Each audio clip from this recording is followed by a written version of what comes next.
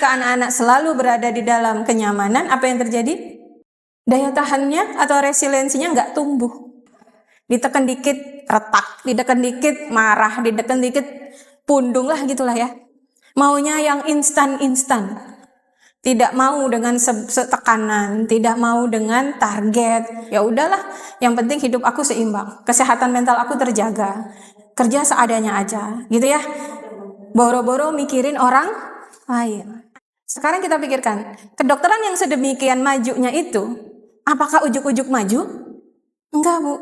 Ada orang yang memulai. Siapa namanya? Ibnu Sina. Nah, dari pisau bedah yang sederhana berkembang menjadi alat-alat kedokteran sampai sekarang. Berarti apa? Ada generasi yang berpikir tentang orang lain. Ada generasi yang berpikir tentang bagaimana ya aku bermanfaat buat orang lain. Ada kemudian Ibnu Khaldun dan lain sebagainya. Itu generasi-generasi masa keemasan Islam dulu yang sudah selesai dengan dirinya. Sudah nggak lagi ngomong work-life balance, nggak ada. Ya. Jadi membuat visi yang kuat pada diri anak itu bisa dilakukan oleh seorang ibu. Bukan sekolahan ya Bu ya.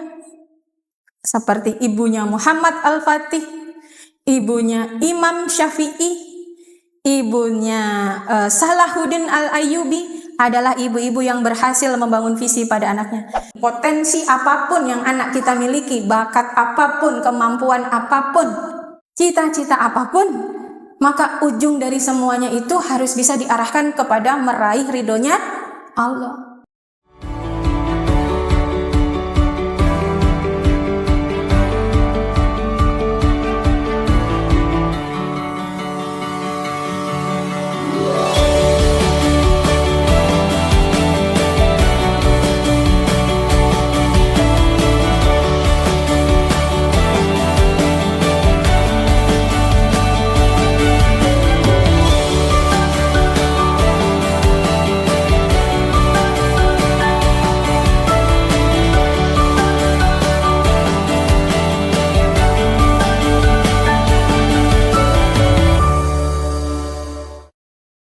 Dari Bu Anis Farida dan kawan-kawan peneliti sosial UINSA, Gen Z juga seringkali dianggap sebagai generasi yang tidak punya visi jangka panjang, baik dalam kehidupan pribadi maupun profesional. Mereka dianggap lebih mementingkan kepuasan instan dan seringkali tidak memikirkan masa depan dengan serius.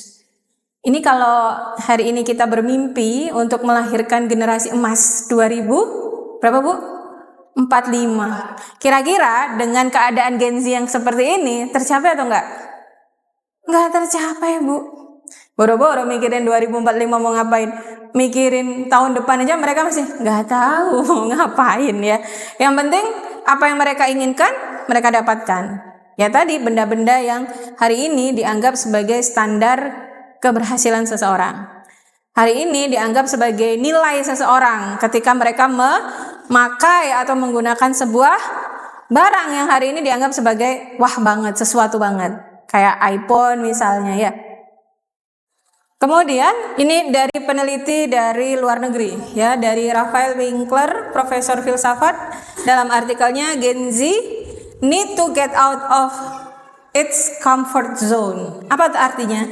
Tawaran kenyamanan yang berlebihan, dididik agar merasa nyaman, menghindari tantangan, bisa menghambat pengembangan karakter, resiliensi atau daya tahan, dan kemampuan untuk menghadapi ketidakpastian yang pada akhirnya mengganggu pembentukan visi jangka panjang. Bu, kita ngedidik anak hari ini itu biar anak-anak ngerasa apa, Bu? Ngerasa nyaman gak, Bu? Semua dipenuhi. Ya, punya tugas yang ngerjain mamahnya, ya nggak Bu? Coba nih kalau anak kita masuk di awal ajaran baru, biasanya banyak tugas ya Bu ya, suruh bawa ini, suruh bawa itu, kadang aneh gitu suruhnya. Nah siapa yang pusing nyari ke sana kemari? Orang tuanya. WA, ada nggak ibu-ibu yang punya ini misalnya ya? Nah itu salah satu hal yang kadang kita tidak sadari ternyata itu ngaruh kepada pembentukan daya tahan. Ibu-ibu, saya adalah seorang guru BK dan di BK itu hari ini sedang ada program yang harus dijalankan, ada 7 ibu-ibu. 7 jurus BK hebat katanya. Yang pertama adalah mengenal potensi. Yang kedua mengelola emosi. Yang ketiga adalah membangun daya tahan. Dan seterusnya sampai bisa menata situasi. Anak-anak harus punya karakter ini katanya. Tapi ternyata dengan pola asuh dari kita, ternyata 7 karakter yang harus dimiliki oleh anak-anak kita ini ternyata sulit untuk mereka miliki. Nah, makanya ini adalah contoh bagaimana kemudian ternyata kita itu sedang mendidik anak-anak untuk apa? Dekat dengan kenyamanan. Padahal ketika anak-anak selalu berada di dalam kenyamanan, apa yang terjadi? Daya tahannya atau resiliensinya nggak tumbuh. Nggak tumbuh, Bu. Maunya yang instan-instan. Betul nggak, Bu? Itu belum lagi ditambah dengan interaksinya di media sosial. Itu ditambah di situ ya. Kita udah ngasih mereka kenyamanan. Ditambah lagi sama kehidupan mereka di sosial media, di mana di sana sedang diarus deraskan anak-anak untuk apa? Untuk tidak mau dengan tekanan, tidak mau dengan target. Banyak ya Bu ya di TikTok anak-anak kita yang mengeluh karena harus belajar, bekerja dengan di bawah tekanan, dengan target. Mereka nggak mau, Bu. Bahkan ada beberapa istilah yang tadi malam saya baca itu, anak sekarang tuh gak mau lagi yang namanya mengejar karir, gak mau. Kerja secukupnya aja.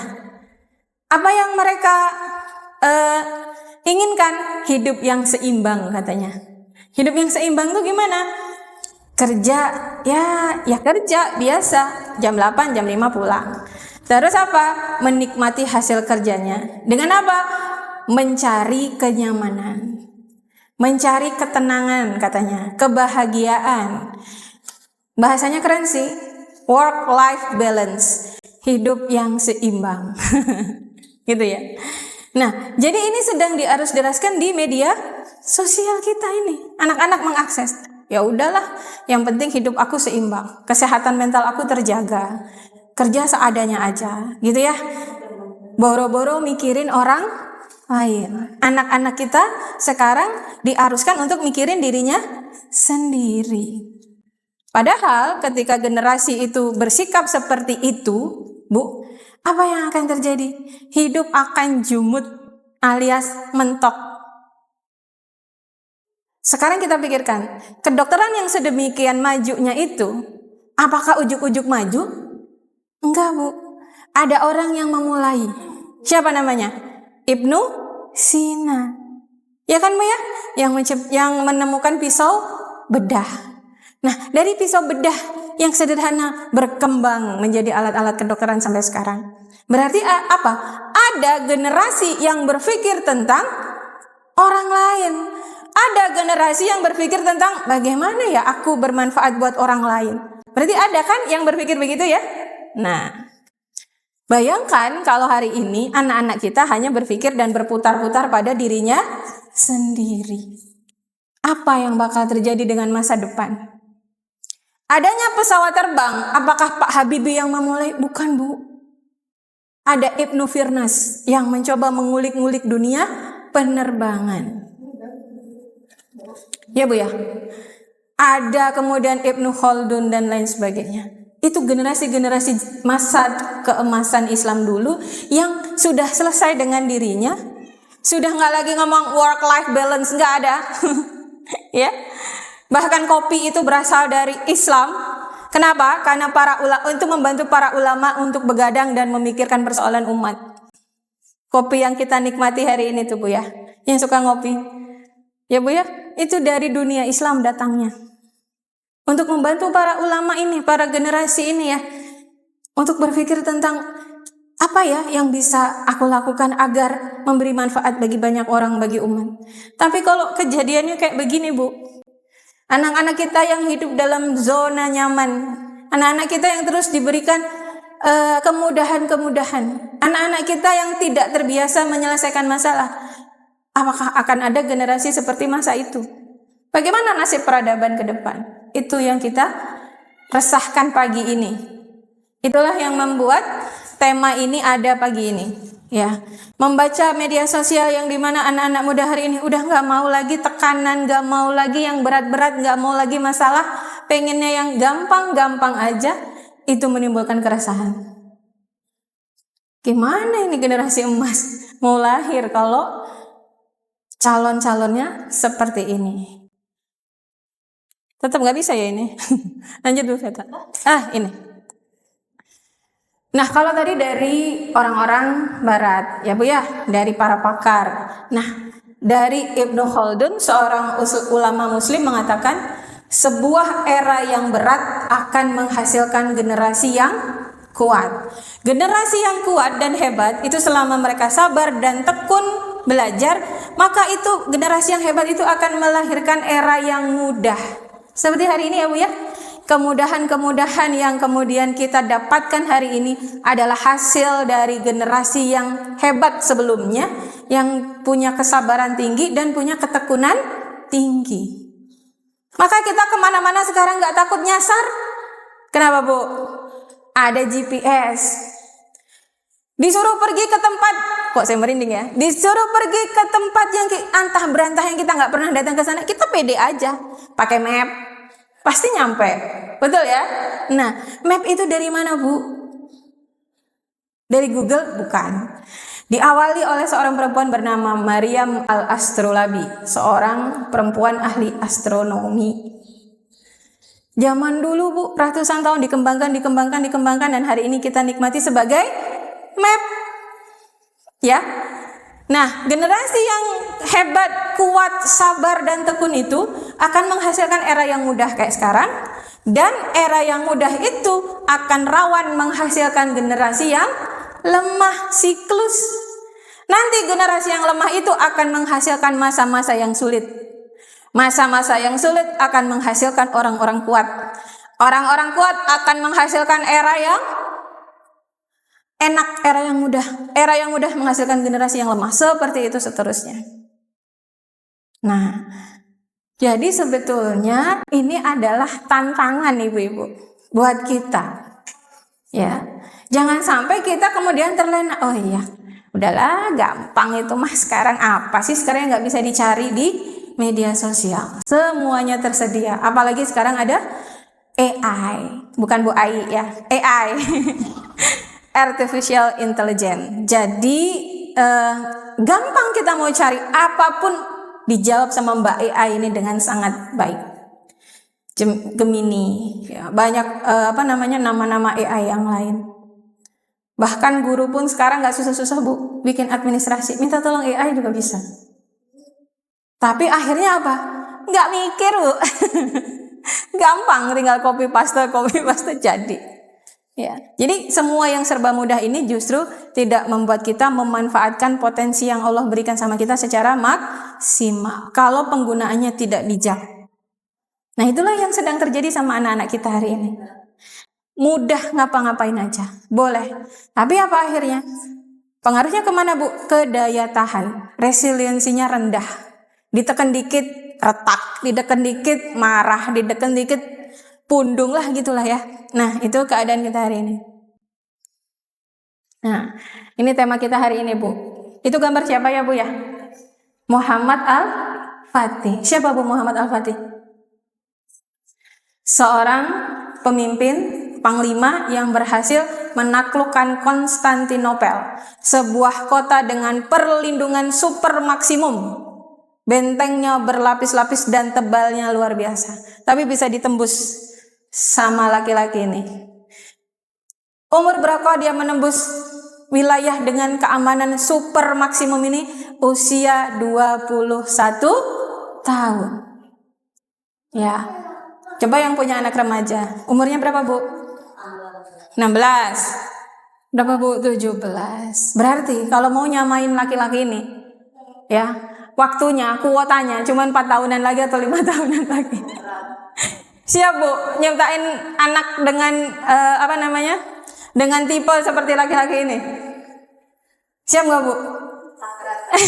Berat ya, berat Bu, berat. Bendera putih Bu, nggak boleh Bu, nggak boleh bendera putih ya.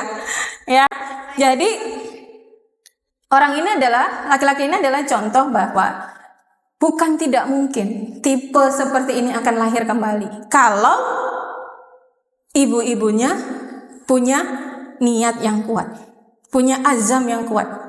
Laki-laki ini, Muhammad Al-Fatih ini menaklukkan Konstantinopel itu setelah 800 tahun Rasulullah mengatakan bahwa Konstantinopel akan jatuh ke tangan kaum muslimin. 800 tahun Bu. Berarti sebelum laki-laki ini sudah banyak yang mencoba. Dan baru bisa ditaklukkan 800 tahun setelah bisyarah itu diucapkan oleh Rasulullah. Berarti tidak ada yang tidak mungkin Bu. Ya, insya Allah. Nah, kenapa saya bilang bukan tidak mungkin ya? Ibunya Muhammad Al-Fatih ini juga meyakini bisyarah tersebut. Dan apa yang dia lakukan?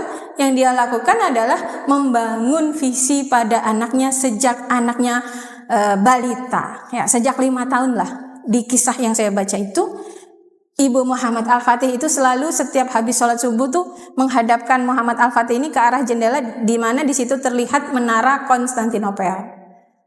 Ibunya bilang, "Nak, kamulah nanti yang akan menaklukkan kota itu." Diulang-ulang hampir setiap hari. Dan akhirnya apa yang diucapkan oleh ibunya itu menjadi visi laki-laki ini. Maka sedari kecil dia akulah yang akan menaklukkan Konstantinopel. Berarti ketika itu ada pada dada seorang anak, itu peran siapa Bu? Ibunya. Jadi membuat visi yang kuat pada diri anak itu bisa dilakukan oleh seorang ibu. Bukan sekolahan ya Bu ya. Soalnya berat Bu kalau di sekolah. Saya punya jam di sekolah kan cuma beberapa jam aja. Dan itu saya harus bisa membangun mimpi anak-anak murid saya. Berat nggak Bu? Berat. Tapi kalau mereka berangkat dari rumah dengan tujuan yang jelas, dengan visi yang kuat, saya yakin ringan. Tinggal nerusin aja ya Bu ya. Tinggal ngasih motivasi. Tapi kalau anak-anak kita berangkat dari rumah kosong, aduh Bu, berat Bu.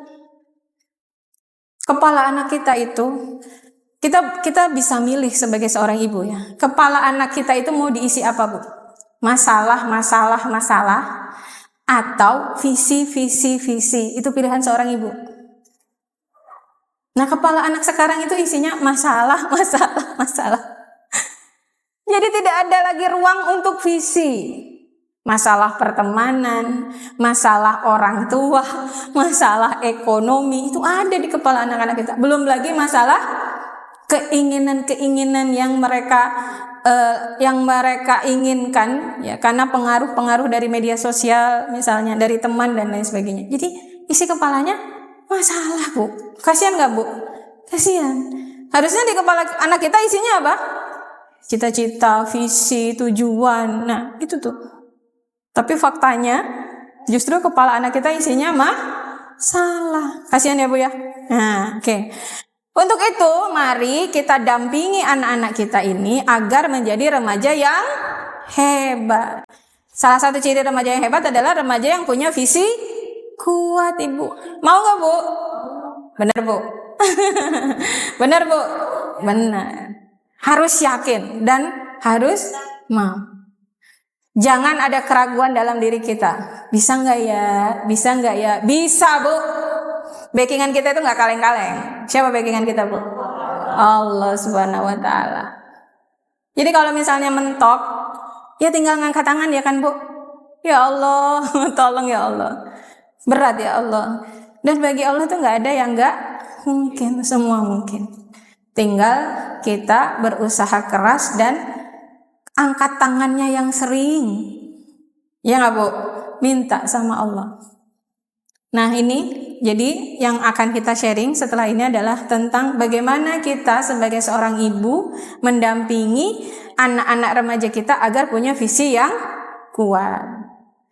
Mengapa punya visi yang kuat itu wajib hukumnya? Ya Bu ya. Karena ini nggak bisa ditolak. Jadi memang anak-anak kita harus punya visi yang kuat karena itu adalah perintah Allah. Ada di Quran surat Al-Qasas ayat 77 tadi yang dibacakan oleh Bu Nisa. Wabtaghi a'udzubillahi minasyaitonirrajim. Bismillahirrahmanirrahim. Wabtaghi fima atakallahu darul akhirah. Dan carilah pada apa yang telah Allah anugerahkan kepadamu kebahagiaan negeri akhirat. Ya. Selanjutnya wala tansa nasibaka minad dunya. Dan janganlah kamu melupakan bagianmu dari kenikmatan dunia. Jadi di sini kalimat pertamanya harus apa, Bu? Yang dikejar harus akhirat dulu. Urutannya. Ya. Tapi juga jangan melupakan kebahagiaan di dunia. Ini sebuah SOP, sebuah skala prioritas. Ini jadi SOP dan skala prioritas kita dalam ngedidik anak enggak? Jadi skala prioritasnya adalah ngejar negeri akhirat dulu. Dengan apa yang Allah anugerahkan. Jadi kalau terhadap anak-anak, maka yang harus kita lakukan agar kita bisa menerapkan SOP ini adalah apa? Kenal potensi anak. Ibu-ibu sudah kenal potensi anaknya apa? Anakku hobi, Bu, di gambar-menggambar. Anakku hobi di bicara, Bu. Anakku hobi di logikanya kuat, Bu. Duh. Anakku hobi main game. Anakku hobi misalnya memorinya kuat, Bu. Anakku ternyata suka jadwal. Anakku itu teratur, Bu. Itu semua potensi, Bu. Sudah nggak itu kita kenali? Karena kata Ibnul Qayyim Al-Jauzi mengatakan bahwa setiap orang dalam kitab Tuhfatul Maudud mengatakan bahwa setiap orang tua wajib mengenali bakat anaknya. Potensi anaknya. Kenapa? Karena untuk itulah anaknya itu diciptakan sama Allah. Nah, jadi ada anak yang bakatnya ngomong terus. Ada anak yang bakatnya berimajinasi, menciptakan sesuatu yang baru, suka ngoprek. Barangkali memang itu potensinya. Dan itulah yang harus kita lejitkan. Lalu setelah itu apa? Mengarahkan bakatnya itu untuk agama Allah. Itulah tujuan tertinggi. Seperti yang ada di surat ini. Jadi yang harus dikejar adalah negeri akhirat. Dengan apa? Dengan Allah yang anugerahkan kepada kita. Apa tuh? Bisa jadi dari potensi anak-anak kita. Gitu ya, Bu ya. Karena kita sekarang sedang bicara ibu dan anak remajanya. Nah, mari kita cari tahu apa ya potensi anakku ya, yang Allah anugerahkan kepada dia apa ya. Nah, dengan itu mari kita lejitkan. Karena kata Ibnul Qayyim, itulah kenapa anak itu diciptakan dengan potensi itu. Ya, jadi kenapa kita harus kenal? Kenapa seorang remaja itu harus bervisi kuat? Wajib, karena itu adalah perintah Allah. Ada di Quran surat Al-Qasas ayat 77.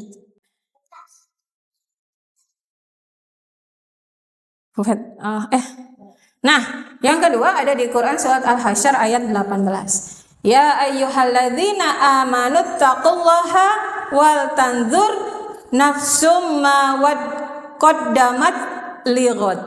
Hai orang-orang yang beriman, bertakwalah kepada Allah dan hendaklah setiap diri memperhatikan apa yang telah diperbuatnya untuk hari esok atau akhiratnya. Sama, Bu ya, seperti Al-Qasas, cuman redaksionalnya aja nih yang beda.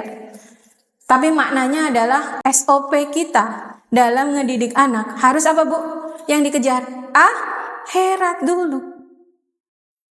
Kalau sekarang akhirat dulu apa dunia dulu, Bu? Dunia dulu. Ngapain sekolah? Biar bisa kerja. Ngapain kuliah? Biar bisa ngelamar jadi PNS. Ya, Bu. Dunia. Ya, Bu ya. Kalau di dalam Al-Quran yang hari ini kita lihat, berarti harusnya prioritasnya akhirat dulu. Ngapain kuliah? Ngapain kerja? Biar bisa bermanfaat untuk agama Allah. Itu keren. Ya, Harus begitu, Bu. Ngapain kamu les kumon? Biar bisa bermanfaat untuk agama Allah. Tinggal nanti ibunya ngarahin manfaatnya kemana ini. Ya, dulu anak saya ibu tertarik dengan sejarah peradaban Islam. Maka dia waktu itu ngambil jurusan di UIN, sejarah peradaban Islam. Karena satu dan lain hal mengharuskan dia pindah kuliah. Sekarang mengambil sastra Inggris. Saya bilang, nak, mimpimu tidak boleh berhenti. Kalau kamu ingin menuliskan, dia akan bilang, Bu, sejarah peradaban Islam itu keren ya Bu ya. Aku pengen nyampein itu sama anak remaja. Oh, keren banget, boleh. Ya, tapi aku sekarang di sastra Inggris. Oh, gak apa-apa. Karena sekarang belajar sejarah peradaban Islam itu bisa dari mana aja, nak. Guru-guru informal yang tidak berada di ruang-ruang kuliah banyak kamu bisa akses. Nah, mungkin mudah-mudahan ya, ketika kamu belajar sastra Inggris, sejarah itu kamu tuliskan dalam bahasa Inggris. Jadi mimpinya, visinya tidak berubah. Hanya kemudian caranya aja mungkin yang berubah. Nah, seorang ibu harus bisa kemudian membuat anak ini yakin dengan visinya. Visinya berarti mengejar negeri akhirat, Bu. Enggak lagi, nanti kalau jadi penulis kira-kira hasilnya berapa ya? Uang yang didapat berapa ya? Penulis loh. Ya, kalau bukunya dibaca, kalau enggak, ya Bu ya, berapa sih? Mendingan sekarang mah jadi psikolog aja. Duitnya banyak. Kenapa? Banyak orang kena gangguan kesehatan mental. Jadi dia nyari psikolog, ya Bu? Nah, pertanyaannya adalah, kalau cara berpikir kita seperti itu, cocok nggak sama ini? Nggak cocok. Karena yang harus kita kejar terlebih dahulu adalah negeri akhirat. Nah, selain dalil di dalam Al-Quran, ternyata menjadi remaja atau seseorang yang berfisik kuat itu juga Rasul sampaikan. Rasulullah SAW bersabda, jika engkau meminta kepada Allah, maka mintalah surga Firdaus. Surga Firdaus itu adalah tingkatan surga yang paling tinggi. Jadi, kalau kita minta sekarang, ya Allah, jadikan anakku pegawai negeri. Ya, biar punya pensiun, misalnya gitu. Ya Allah, jadikan anakku usahanya sukses ya Allah, biar bisa mengangkat derajat keluarga. Boleh nggak berdoa gitu? Boleh aja Bu. Tapi itu kan levelnya masih dunia ya Bu ya. Sedangkan kita diminta untuk mengejar negeri akhirat. Nanti kalau kita ngejar negeri akhirat, dunianya ngikutin insya Allah. Ya. Nah, makanya kata Rasulullah, kalau punya mimpi, kalau punya cita-cita, habis ya. Kalau punya mimpi, kalau punya cita-cita, yang tinggi sekalian. Jangan yang pendek-pendek. Nih, Rasul mengatakan, jika engkau punya mimpi, maka mintalah surga yang paling tinggi, surga Firdaus. Doanya gimana? Ya Allah, dengan potensi anakku, dengan profesi anakku, dengan sekolah atau pendidikan yang hari ini ditempuh sama anakku, jadikanlah itu jalannya untuk kami semua masuk surga. Surga Firdaus ya Allah. Betul gak Bu? Jadi apa yang Allah anugerahkan sama kita hari ini, mudah-mudahan itu bisa jadi jalan kita untuk meraih surga Firdaus. Ya, rugi kalau semua yang kita punya ini hanya berakhir menjadi kenyamanan dan kenikmatan di dunia. Harta, ilmu, anak harusnya bisa jadi jalan kita ke surga Firdaus. Terkait dengan anak, mari kita buat dia punya visi yang kuat, visinya akhirat. Jadi bareng-barenglah kita masuk ke surga Firdaus. Amin ya rabbal alamin. Rasulullah juga bersabda, sebaik-baik manusia adalah yang bermanfaat bagi manusia lainnya. Nah, inilah kemungkinan yang dipegang oleh para ulama terdahulu yang menciptakan banyak sekali penemuan yang bermanfaat bagi kehidupan umat manusia sampai hari ini. Para para ulama ya, para imam itu dulu sampai memverifikasi hadis ya. Imam Bukhari itu sampai berjalan ratusan kilo. Untuk apa, Bu? Memastikan bahwa itu tuh benar datang dari Rasulullah, dan ternyata itu kita gunakan sampai sekarang ya. Nah, kira-kira nih kalau anak kita hari ini suruh melakukan riset berkali-kali, kemudian melakukan verifikasi jalan sampai ratusan kilo dan lain-lain. Pokoknya sebuah proses yang berat untuk menghasilkan sesuatu yang bermanfaat bagi umat manusia. Kira-kira mau apa enggak? Mau apa enggak, Bu? Harus mau, Bu. Gimana caranya? Ya, mari kita jadi ibu yang kemudian bisa mendorong anak-anak kita untuk punya daya tahan. Punya daya tahan tinggi untuk menghasilkan, untuk bermanfaat bagi banyak orang. Menghasilkan manfaat bagi banyak orang. Jadi amal jariah, Bu, yang pahalanya ngalir sampai kita sudah nggak eksis di dunia ini ya. Nah, kalau tadi alasan kenapa sih anak-anak kita itu, remaja kita itu harus punya visi yang kuat. Apa, Bu, alasannya? Yang pertama adalah perintah Allah. Kita bisa temukan di Quran surat Al-Qasas ayat 77 dan Quran surat Al-Hasyr ayat 18. Yang kedua juga dikuatkan dengan dalil dari Rasulullah SAW. Ya, Bu ya. Itu alasan yang menurut saya udah nggak perlu alasan lain. Sebagai seorang muslim, alasan itu sudah sangat amat kuat. Sepakat nggak, Bu? Iya. Cukup dalil dari Al-Quran dan juga sabda Rasulullah. Kita sudah nggak perlu nengok-nengok alasan lain. Cukup itu aja. Ya.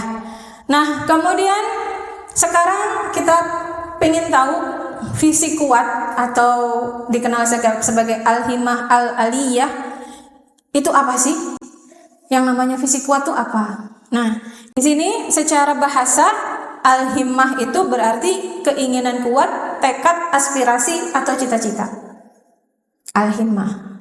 Al-aliyah berarti tinggi, luhur, dan mulia. Jadi visi kuat, visi tinggi atau al-himmah al-aliyah adalah keinginan kuat dan luhur untuk mencapai tujuan mulia. Saya besarkan hurufnya, yaitu ridhonya Allah. Jadi apapun hari ini, potensi apapun yang anak kita miliki, bakat apapun, kemampuan apapun, cita-cita apapun, maka ujung dari semuanya itu harus bisa diarahkan kepada meraih ridhonya Allah. Apa yang lebih tinggi dari ridho Allah, Bu? Apa yang lebih tinggi dari ridho Allah? Uang yang banyak? Jabatan yang tinggi? Itu lebih tinggi dari ridho Allah? Enggak. Yang paling tinggi di dunia ini yang harus kita raih adalah ridhonya Allah, Bu. Kalau Allah ridho, apa sih yang gak dikasih?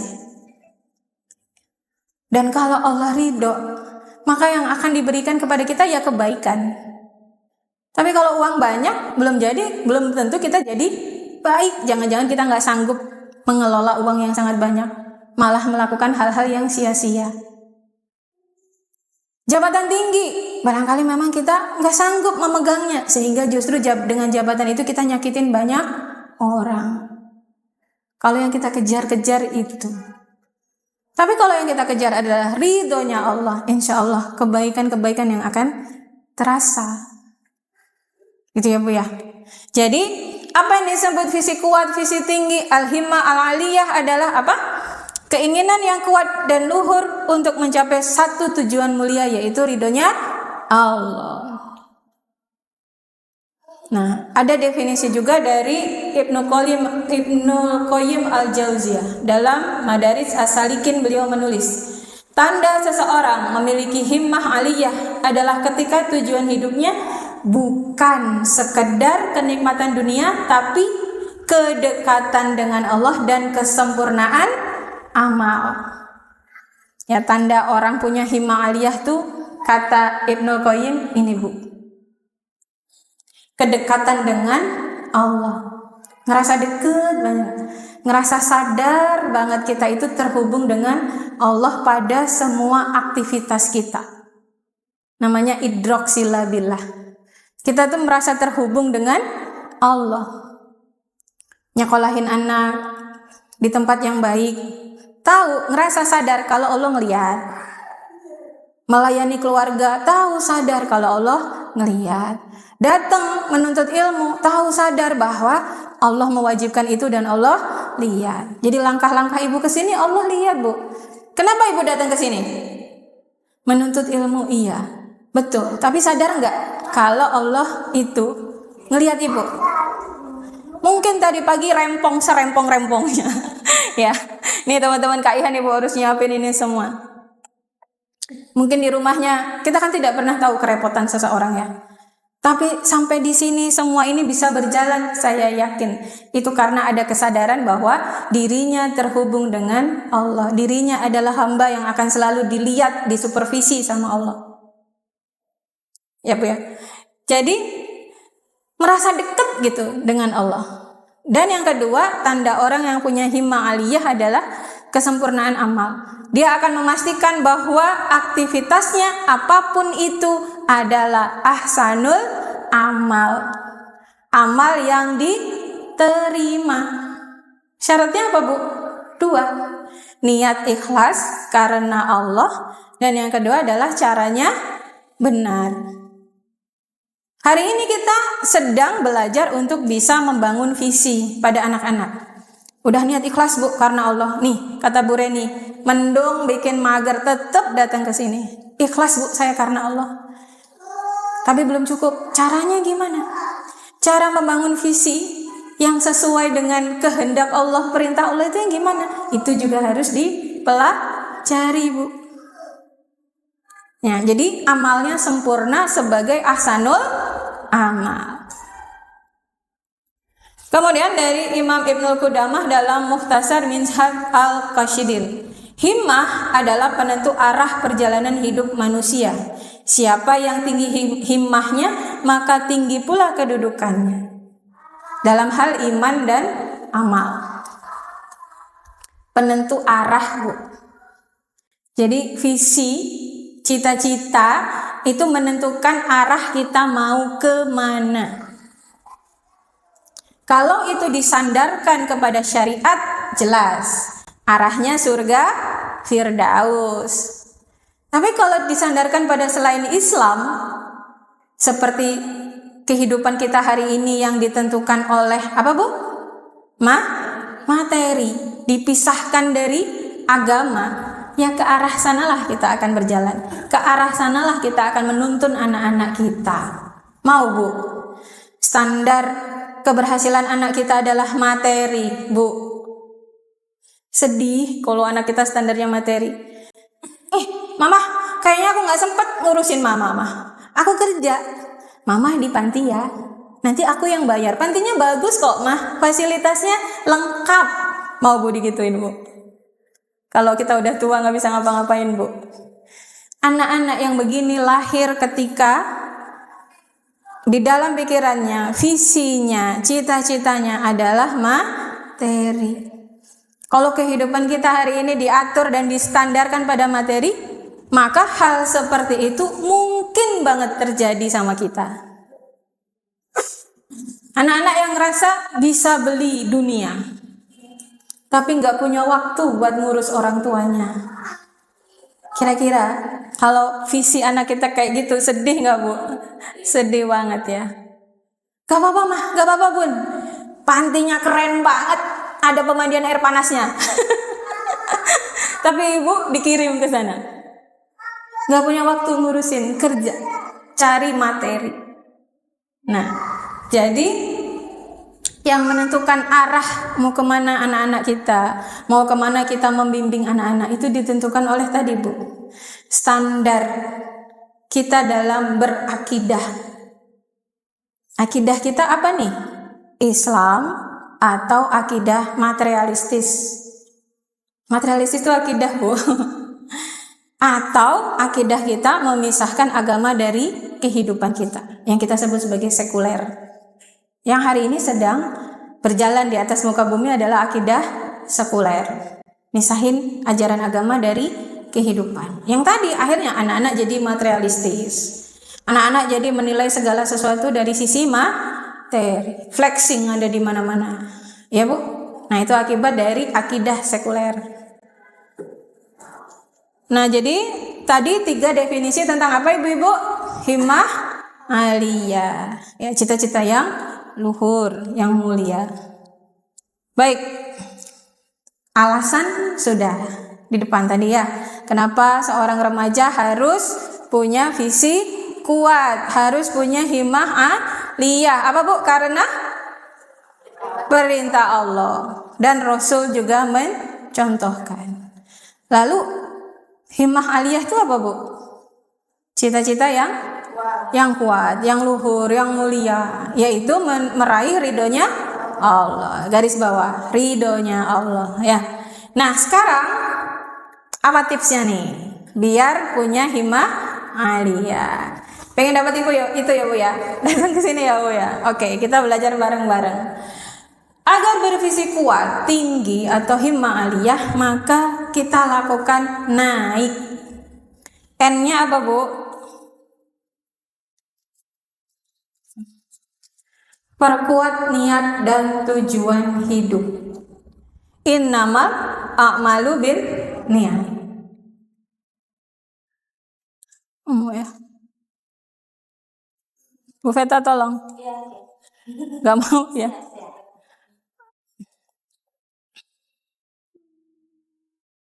Mati ya? Oh. Jadi niat kita itu harus karena Allah ya Bu ya. Jangan niat yang lain. Kata Allah, barang siapa berniat karena ingin mendapatkan harta, maka harta itulah yang akan dia dapatkan. Barang siapa berniat karena ingin memiliki pasangan, maka itulah yang akan didapatkan juga. Tapi barang siapa berniat karena Allah, maka apa yang dia niatkan untuk hidup di dunianya dapat, ya ridho Allahnya juga dapat. Sesungguhnya setiap amal tergantung pada niatnya. Jadi ketika niat kita itu karena Allah, maka visi kuat itu yang sudah kita bangun itu akan mengarahkan kita pada mengejar negeri akhirat dan meraih ridhonya Allah. Tadi Bu ya kata Ibnul Qudamah bahwa visi itu akan menjadi penentu arah perjalanan kita. Tujuan, visi, cita-cita itu akan menentukan bagaimana kita mengarah ke kanan, ke kiri, ke depan. Nah, itu ditentukan oleh visi. Maka ketika niatnya karena Allah, visinya akan mengarah pada mengejar negeri akhirat dan meraih ridhonya Allah. Jadi N yang pertama apa Bu? Niat dan tujuan hidup. Yang kedua, A-nya adalah ajarkan. Ajarkan tentang apa? Membangun visi. Seorang ibu harus punya kemampuan membangun visi anaknya. Seperti ibunya Muhammad Al-Fatih, ibunya Imam Syafi'i, ibunya Salahuddin Al-Ayyubi adalah ibu-ibu yang berhasil membangun visi pada anaknya. Sekian dari banyaknya ibu-ibu muslimah yang berhasil membangun visi pada anaknya. Siap nggak Bu jadi ibu yang bisa membangun visi? Harus siap Bu. Bahkan dimulai ketika ibunya Salahuddin Al-Ayyubi itu Bu. Bahkan visi itu dibangun justru ketika ayahnya sedang mencari istri. Dulu ya, ayahnya Salahuddin Al-Ayyubi ini sedang cari istri. Sudah ditawarin nih, karena beliau sultan, beliau raja, ditawarkan tuh dari mana-mana. Beliau cuman bilang, saya mencari istri yang akan melahirkan pembebas Baitul Maqdis. Maka bertemulah dengan ibunya Salahuddin Al-Ayyubi dan lahirlah Salahuddin Al-Ayyubi. Dimulainya jauh Bu, tapi gak ada kata terlambat. Kalau hari ini kita ngaji dan ngerasakannya, aku harus membangun visi. Nah mari kita mulai sepulang dari sini. Gak apa-apa, gak ada kata terlambat. Karena Allah itu melihat proses. Ya, hasilkan di tangan Allah ya Bu ya. Tapi Allah tuh melihat proses kita membangun visi pada anak-anak kita. Anak-anak remaja kita. Caranya gimana? Ya komunikasi. Ngobrol. Banyak-banyak ngobrol sama anak-anak. Jangan isinya hanya instruksi. Ajak ngobrol. Bagaimana masa depan. seperti apa nanti masa depan yang kita akan bangun, bayangkan, itu boleh Bu. Gak cuma sama suami, sama anak juga perlu ngomong begitu ya. Mau kemana kita nak, gitu ya. Keluarga kita ini mau kemana? Boleh Bu disampaikan. Karena anak sekarang sangat suka diajak ngobrol. Daripada mereka ngobrol di media sosial, mari kita ajak mereka ngobrol.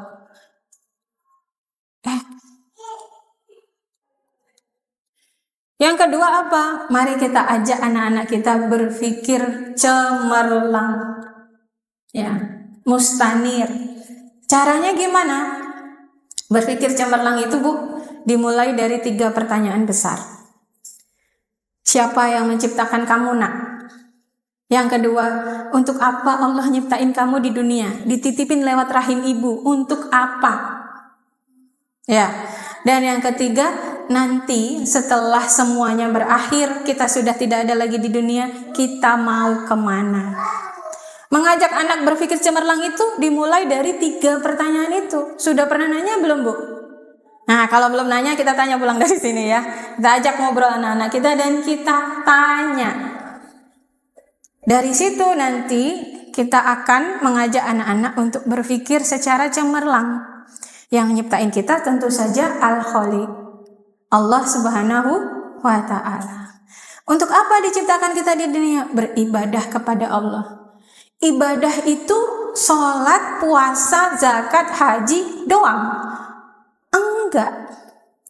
Ibadah itu adalah melakukan segala sesuatu yang Allah perintahkan dan menghindari atau meninggalkan yang Allah larang. Itu ibadah. Luas ibadah itu. Kalau kamu sekarang bergaul misalnya, karena sudah balik, gimana Allah mengatur pergaulan orang-orang yang sudah balik, laki-laki dan perempuan? Cari ilmu yuk, biar bisa jadi ahsanul amal. Nah, anak-anak diajak ke sana Bu. Jadi ibadah tuh luas. Nah, kamu sekolah, kamu kuliah, untuk ibadahkan kepada Allah. Nah, ilmunya nanti mau diarahin kemana? Buat apa kamu kuliah? Buat apa kamu kerja? Untuk meninggikan kalimat Allah, untuk mengejar ridho Allah. Wa ma khalaqtul jinna wal insa illa liya'budun. Tidak diciptakan jin dan manusia kecuali beribadah kepada Allah. Nah itu, untuk apa kita diciptakan di dunia ini? Untuk apa? Untuk cari duit? Bukan. Untuk ngejar jabatan? Bukan juga. Untuk flexing apalagi? Bukan. Untuk beribadah kepada Allah. Nah, sudah belum anak-anak kita menjawab pertanyaan ini dengan betul? Karena kalau jawabannya salah ibu-ibu, ya tadi penentu arah hidup ke depan juga bakal salah. Lalu setelah semuanya ini nggak ada, setelah dunia ini nggak eksis, alias kiamat, kita mau kemana nak? Mau kemana kita? Harusnya kita bisa ke surga Firdaus. Caranya gimana? Nah, iya ya. Berarti apa? Kita lihat ada hubungan nggak sih? Tadi pertanyaan pertama, kedua, sama ketiga, ada. Kita bisa naik ke surga Firdaus ketika kita sadar kita sebagai hamba Allah, diciptakan oleh Allah. Lalu, apa-apa yang kita lakukan di dunia ini, itu Allah ridho. Nah, nanti kita naik tuh. Berarti ada hubungan nggak Bu? Ada. Nah, sudah nggak anak-anak kita menyadari hubungan ini? Bahwa kehidupan di dunia ini tidak terlepas dari nasib kita nanti di akhirat. Sudah belum anak-anak kita menyadari tentang ini? Jangan-jangan belum, meskipun sudah balik, bahkan umurnya sudah banyak. Nah, ayo kita sadarkan. Ada loh hubungan ya antara kehidupan kita di sini dengan nanti nasib kita di akhirat. Nah, itu berpikir cemerlang. Gitu ya Bu ya. Jadi tidak ada kata terlambat, kalau belum mari kita lakukan setelah pulang dari sini. Yang kedua, ajarkan. Udah 2, niat dan ajarkan. Sekarang yang ketiga, menjadi ilmu yang berilmu. Menjadi ibu yang berilmu. Ini syarat mutlak supaya bisa ngajar. Supaya bisa mengajar dan mendidik adalah kita punya ilmu lebih dulu. Ya Bu ya, ilmu tentang apa? Ya banyak. Kalau tadi kita mau menyadarkan anak-anak kita tentang negeri akhirat, bahwa kita harus ngejar negeri akhirat, maka cari ilmu-ilmu yang terkait dengan itu. Wajib bagi seorang manusia untuk mencari ilmu terkait dengan kebutuhan dan posisinya saat ini, atau dikenal sebagai al-hal. Ya, jadi posisi kita hari ini apa? Saya guru, saya ngejar tuh dalam Islam profil guru itu harus seperti apa. Saya juga ibu, saya juga ngejar bu ilmu jadi ibu. Makanya saya gabung di sini di komunitas Ibu Hebat ini, karena saya ngerasa saya disupport ilmu juga dari sini. Saya istri, saya cari dah juga ilmu tentang istri. Posisi seorang istri, kewajiban seorang istri, hak seorang istri, saya cari juga. Nah itu hukumnya wajib. Karena dengan ilmu-ilmu itulah kita menjalani posisi dan peran kita hari ini, yang harusnya itu nganterin kita kemana bu? Surga Firdaus. Ya, jadi seorang ibu yang berilmu itu penting.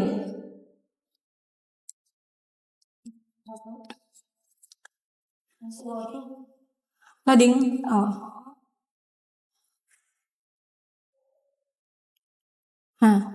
Ini ibu. Allah akan meninggikan orang-orang yang beriman di antara kamu dan orang-orang yang diberi ilmu pengetahuan beberapa derajat. Jadi cari ilmu itu akan Allah tinggikan derajat kita, insya Allah. Ya bu. Kok sedikit sih bu? Gak apa-apa. Ini banyak bu. Berarti apa? Allah sedang ngasih rezeki ibu-ibu. Untuk apa? Dapat ilmu. Allah mudahkan langkah kaki ibu datang ke sini. Kalau Allah mau, Allah bisa datengin ratusan orang bu. Bisa. Kenapa enggak? Ternyata ibu-ibu yang dipilih untuk datang ke sini. Jadi itu adalah rezeki ya bu ya, harus disyukuri. Cara agar berilmu apa? Ya ayo ngaji. Ya, untuk apa? Banyak tahu bagaimana Islam mengasuh, bagaimana Islam membangun visi pada anak dan keluarga. Ya, itulah yang dicontohkan oleh keluarga-keluarga para generasi muslim di masa peradaban Islam. Nah, itu hanya bisa diakses ketika kita ngaji. Ya enggak, Bu? Ya. Mari kita tidak menyisakan waktu untuk ngaji, tapi menyediakan waktu untuk ngaji. Beda bu, sisa sama menyediakan tuh beda. Beda di apa? Beda di niat, beda di effort. Benar gak bu? Kalau menyediakan, kita itu effortnya apa ya? Menurut saya lebih mantap gitu ya. Karena kita membayangkan, oh besok ngaji jam segini, berarti harus sudah membereskan A, B, C, D, E. Lalu kita pergi mengaji. Tapi kalau menyisakan semua kegiatan udah, ada waktu luang ngaji, beda nggak bu? Beda. Pahalanya juga pasti beda. Ya bu ya. Mari kita tidak menyisakan waktu untuk ngaji, tapi menyediakan waktu untuk ngaji dan berteman dengan lingkungan yang solih. Circle kita hari ini tuh banyak ya bu ya. Terlihat dari apa bu? Grup WhatsApp, betul? Ada berapa grup WhatsApp di HP bu? Belasan, puluhan bu grup WhatsApp saya ya. Saya juga punya grup alumni influencer, alumni healing 1, 2, 3 banyak bu. Nah kalau misalkan kita dihadapkan pada pilihan, wah HP-nya udah ngehang ini mah, memorinya ya harus ngedelete grup WhatsApp nih. Kira-kira grup apa yang mau ibu delete? Grup jalan-jalan, grup makan, grup apa lagi? Arisan, grup ngopi, grup apa bu? Grup ngaji. Tolong sisakan kalau memang terpaksa. Jangan hapus semua grup ngaji bu. Karena saya yakin ketika kita berkumpul dalam sebuah majelis mengkaji ilmu, insya Allah Allah sedang memperbaiki orang-orang yang ada di dalamnya untuk jadi baik. Nah yang lingkungan seperti ini pertahankan gitu ya. Karena inilah nanti yang akan membuat kita terdorong terus untuk berbuat baik bu. Mendorong kita terus untuk apa? Untuk mengejar negeri akhirat. Dengan cara apa? Diingetin biasanya. Ya, jadi jangan di-delete. Kalau misalkan terpaksa, sisakan bu. Kalau ini sisakan, kalau waktu jangan ya bu ya. Kalau ini boleh lah gitu. Kalau harus milih, mudah-mudahan nggak harus milih ya. Ada semua grupnya, karena semua teman ya bu ya. Nah jadi memastikan teman-teman kita berada dalam lingkungan yang baik, saling mengingatkan dalam kebaikan, sholih, itu penting. Karena Rasul sendiri memperingatkan kita tentang pertemanan. Banyak dalil tentang pertemanan ya Bu ya. Berteman dengan tukang minyak wangi akan kecipratan wangi, berteman dengan pandai besi akan terkena panas. Dan agama seseorang, kata Rasulullah, itu tergantung pada agama temannya. Jadi memang pengaruh pertemanan itu juga diakui oleh Rasulullah. Maka mari kita pastikan teman-teman kita itu dalam lingkaran yang solih, yang baik. Jangan diajak berteman, nggak mau ah. Nah, gayanya kayak ustazah gitu. Jangan ya Bu ya. Siapa tahu memang melalui wasilah orang yang ngajak ibu datang ke majelis ilmu, ngajak ibu ngaji, itu Allah yang mendorong hatinya. Percaya nggak Bu, segala sesuatu terjadi atas izin Allah? Percaya. Jadi ketika ibu bertemu dengan seseorang, berpisah dengan seseorang, itu atas izin Allah nggak? Atas izin Allah Bu. Ketika ibu bertemu dengan seseorang yang ngajak, yuk ke majelis ilmu yuk ngaji, bisa jadi memang skenarionya Allah itu. Untuk apa? Menjadikan diri kita jauh lebih baik. Jangan ditolak, jangan di reject teleponnya ya, jangan diarsip chatnya gitu ya. Barangkali jalan kebaikan itu Allah titipkan lewat orang ini, kita nggak pernah tahu Bu.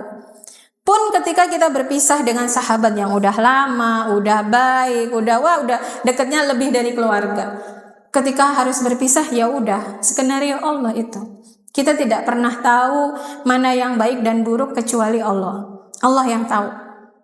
Ya, maka ya udah, kalaupun memang harus berpisah, ya sudah. Berarti memang Allah izinkan kita berpisah. Mudah-mudahan selalu positive thinking, ada kebaikan dari situ. Entah apa, saya nggak tahu ya.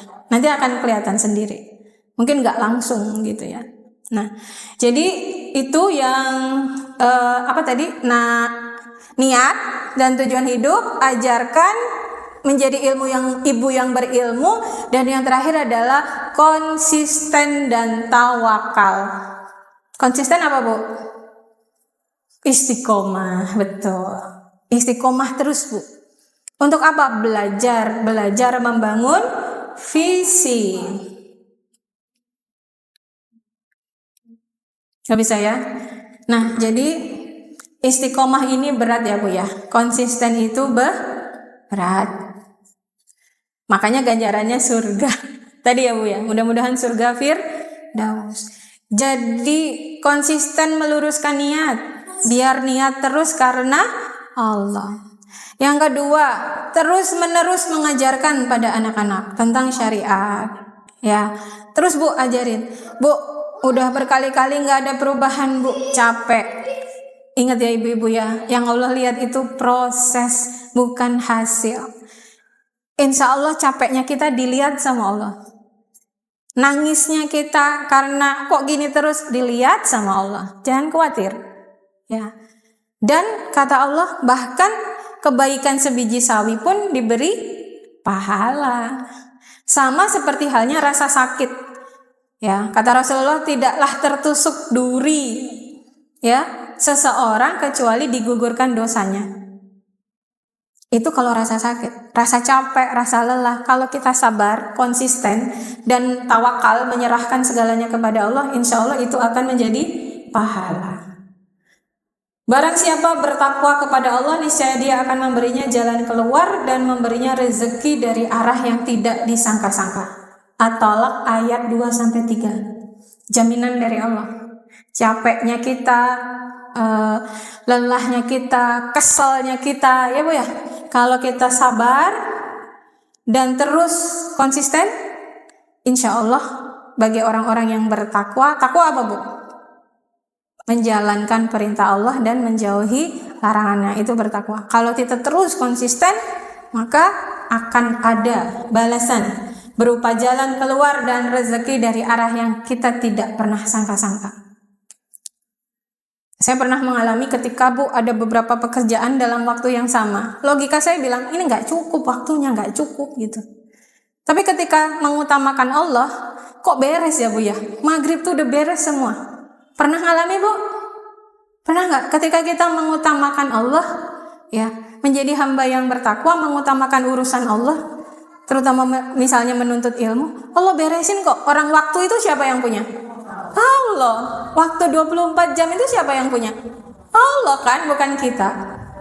Ya, kita udah atur sedemikian rupa, tapi kalau Allah tidak berkehendak semua beres gak Bu? Gak beres. Tapi ketika kita kemudian mengutamakan urusan Allah beresin insya Allah semuanya. Karena udah janji ini ya, memberi jalan keluar dan rezeki.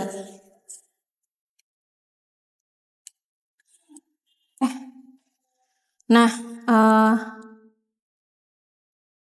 ini siapa Bu? Gambar Ibnu Battuta, ya, penjelajah dunia. Ya, jadi sebelum ada Columbus, ini udah ada Bu Ibnu Battuta. Sesungguhnya Allah mencintai perkara-perkara yang tinggi dan mulia. Artinya, ketika seseorang punya himmah aliyah, insya Allah dari situlah kemudian kita mengundang cintanya Allah, ridhonya Allah. Ketika punya cita-cita dan visi yang tinggi, yaitu ridhonya Allah. Ibu-ibu, ini yang bisa saya sampaikan ya. Diakhiri dengan barang siapa yang tinggi himmahnya, maka tinggi juga derajatnya di sisi Allah. Jazakallahu khairan katsir. Assalamualaikum warahmatullahi wabarakatuh. Waalaikumsalam. Ibu-ibu, ini saya dititipi flyer ya Bu ya. Jadi bulan Desember nanti ada kelas Ibu Hebat ya Bu ya. Di dalam kelas Ibu Hebat itu akan belajar jadi ibu yang bahagia tanpa syarat. Kalau hari ini ngerasa belum bahagia karena beberapa hal belum terpenuhi yang itu mengganggu kebahagiaan kita, maka di kelas ini kita mau belajar jadi ibu bahagia nggak pakai syarat apa-apa. Tidak tergantung oleh apa dan siapa. Harus bahagia. Nah, itu memang perlu ilmu Bu. Jadi bahagia itu perlu ilmu. Apalagi di tengah standar materialistis seperti ini, hari ini bahagia itu perlu ilmu. Bahagia yang gak pakai syarat ya Bu ya. Lalu yang kedua, jadi ibu yang produktif. Mengajarkan tadi kepada anak-anak itu perlu tips komunikasi yang jitu. Nah, di kelas ini kita belajar tentang komunikasi cinta. Sehingga orang yang kita ajak ngobrol itu merasa kita cintai. Ketika seseorang merasa kita cintai, maka dia akan rela melakukan apa saja, bahkan tanpa kita minta. Akan kita pelajari di sini, kemudian membangun visi, ya, membangun visi tadi nanti juga akan dikuatkan di kelas ini, kemudian melejitkan potensi, ya. Jadi membangun visi udah, terus kita kenali potensinya apa. Nah, disitulah jalan untuk visi itu terwujud melalui potensi-potensi yang kita kenali tadi.